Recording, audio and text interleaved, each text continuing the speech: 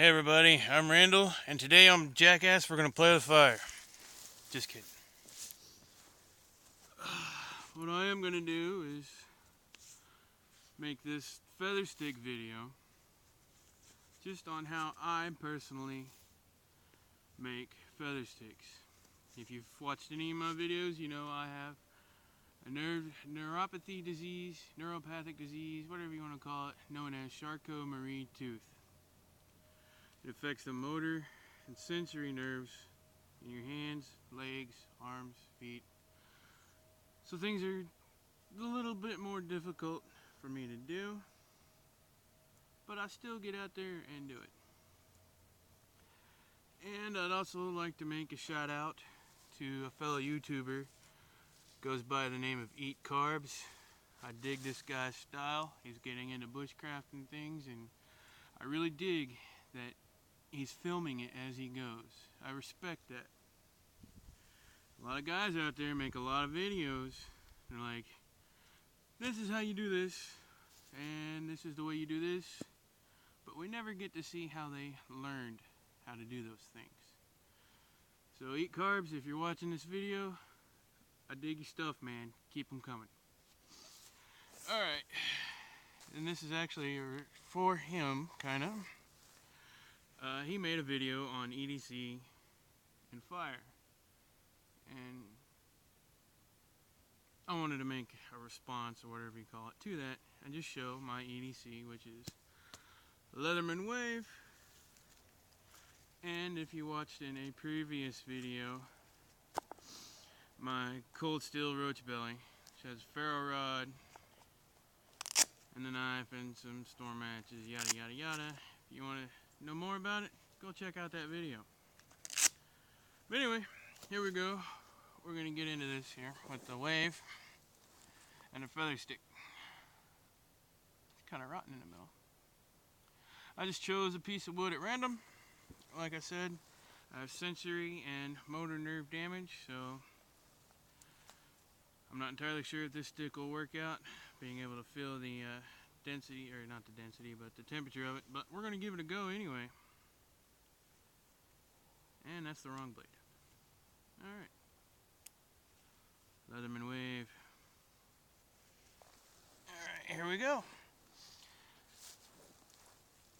I can't get comfortable. Leg problems. Goes with the hand problems. We'll try the knees for a bit. Yes, gloves.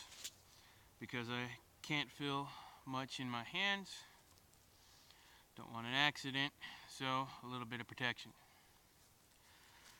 Alright, this stick is slightly curved, so I think that'll be the direction of my cut, somewhat in the arc of the stick. I'll do a little bark removal first.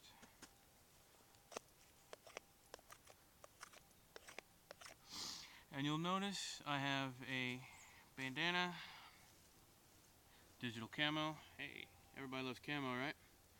And what I'm doing is collecting the bark, collecting the curls, everything that comes off.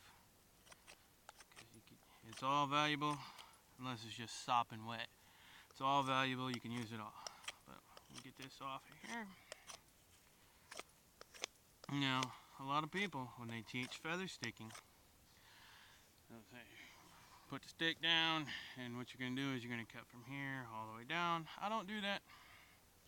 Or actually here, you know, always leave yourself a handle. But I'm not going to cut it that way. I'm going to take shorter strokes. And not only, yeah, these are coming off. Not only am I pushing, I'm pulling as well. Just easier. There we go. Now she's starting to bite in. Not much of a curl though. We'll work it a little bit. There we go. Slow down.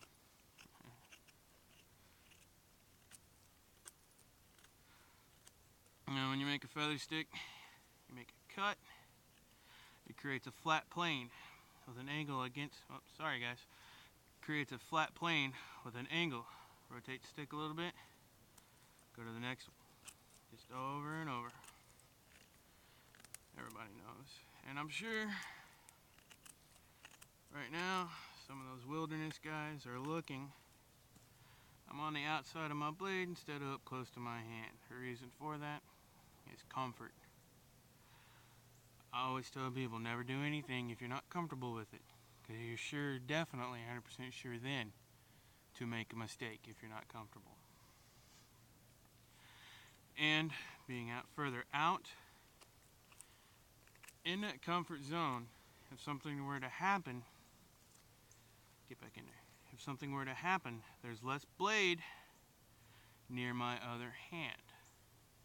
If I were to suddenly have a spasm or lose gripping ability in either hand, the knife, multi-tool, rock, whatever you're using to make your sticks with, so it may suddenly become a projectile. And if that happens while it's in the wood, there's less blade near my hand. And then of course, this hand is behind the blade, so it's safe. Go down a little bit here. Actually take some of those off. Move up.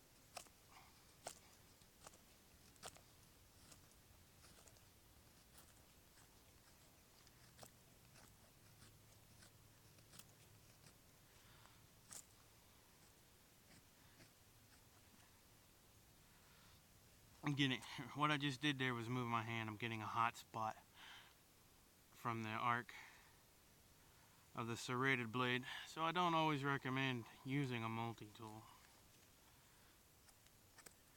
But if that's all you're allowed to carry, you can't carry a full blade, you gotta do what you gotta do. And in fact, my gloves have padding on them to help my hands with hot spots. Did you notice what I did there? I set the blade down. Even though it was on the cotton, I still set it down on the ground. Left an edge up, very dangerous. I'm gonna have to kick my own ass for doing that later. But that's off camera, you guys don't get to see that. Straighten out, straighten out, straighten out.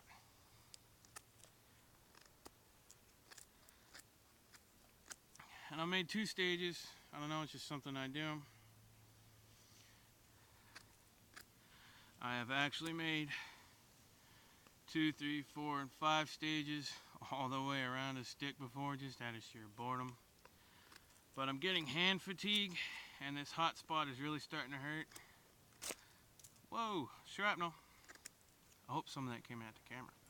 Anyway, starting to get hand fatigue.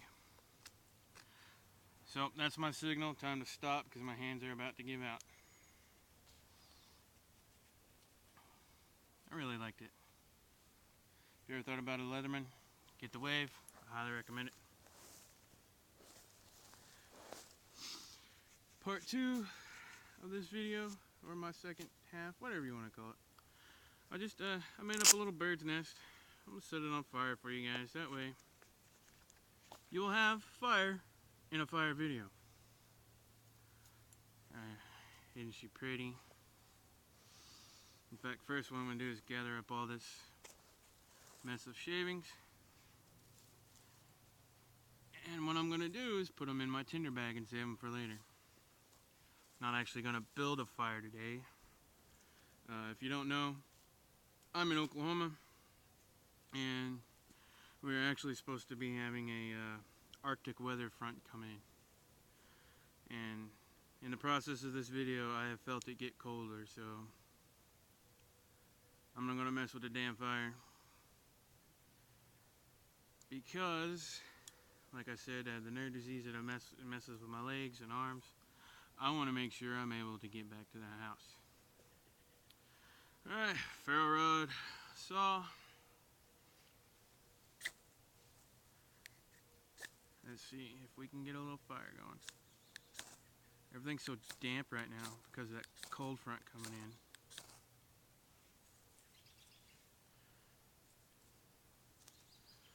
On the ground again, but at least this time the edge is not up.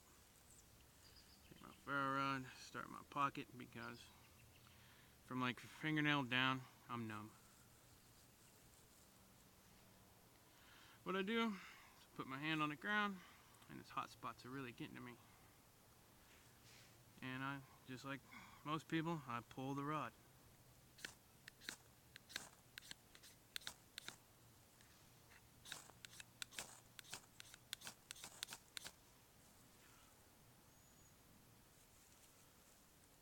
No dice. Stuff's so wet, it may not happen with a ferro rod. I mean, there's a lot of moisture in the air today.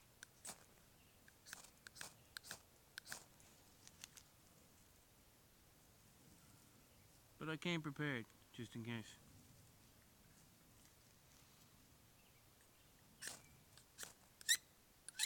Oh, gotta love that sound.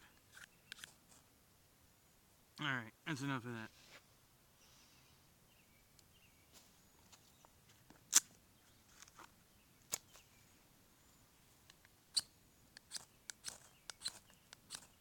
Yeah, the saw blade may have been throwing a better shower, but I can direct with this better.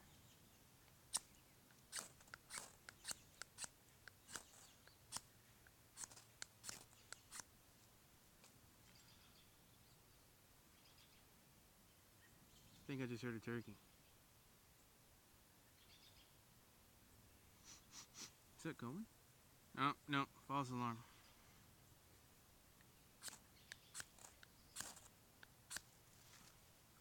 There we go.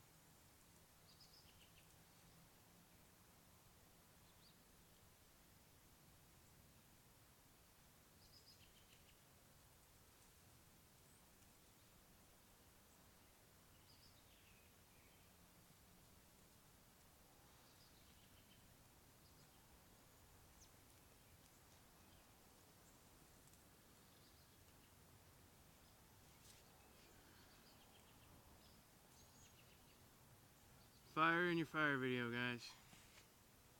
Another blade on the ground. Gonna have to quit doing that. Well, I am going back to the house because its temperature is starting to drop.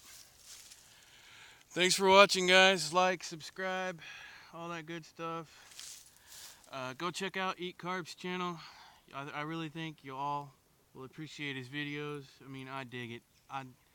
I love the fact that he films as he learns. It's just awesome. Well, that's it. Everybody have a great day. Stay warm. Stay safe. Later, guys.